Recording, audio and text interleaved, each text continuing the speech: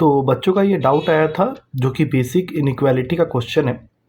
Question कह रहा है कि log x के बेस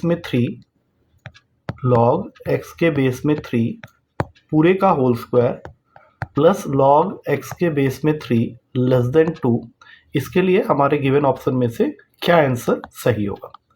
तो बच्चे ने ये कहा था कि उसको इस तरह के क्वेश्चन में हमेशा ही दिक्कत होती है कि क्या अप्रोच करना। तो इसको थोड़ा ध्यान से देख लेना कि एग्जैक्टली मैं क्या कर रहा हूँ।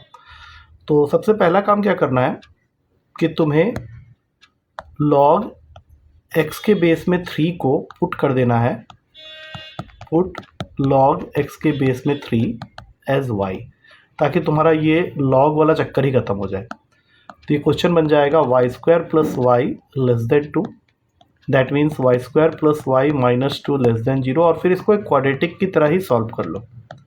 तो ये तुम्हारी स्प्लिटिंग देगा और तुम्हें यहाँ से y की दो वैल्यू मिलने वाली है, क्योंकि दो अलग अलग ब्रैकेट बन रहे हैं, एक y प्लस 2 के लिए और एक y माइनस 1 के लिए।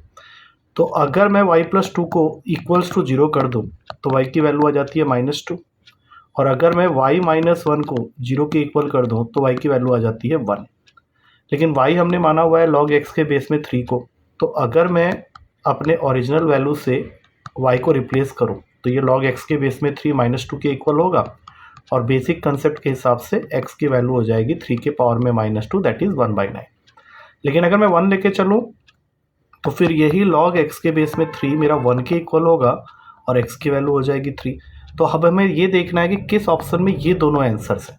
तो हमें ये आंसर दो जगह दिख रहा है, एक बी में और एक डी में। बी में भी है और डी में भी है, लेकिन इसमें से हमें किसको टिक मारना है ये हमें सोचना पड़ेगा। अब इसके लिए क्या करना है, ध्यान से देखो। दोनों ऑप्शन में से बी और डी में से साइन जो ओरिजिनल क्वेश्चन में था वो लेस देन का था, तो तुम्हें सिर्फ इतना देखना है कि जिस ऑप्शन में लेस देन का साइन है वही तुम्हारा करेक्ट आंसर होगा। दैट मीन्स बी ऑप्शन में दिख रहा है कि 1/9 less than x less than 3।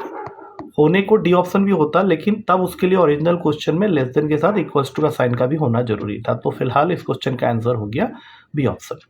I think अब ये क्वेश्चन समझ में आ गया होगा। मैंने थोड़ा सा आराम से समझाया है, तो एक बार फिर से देख लेना।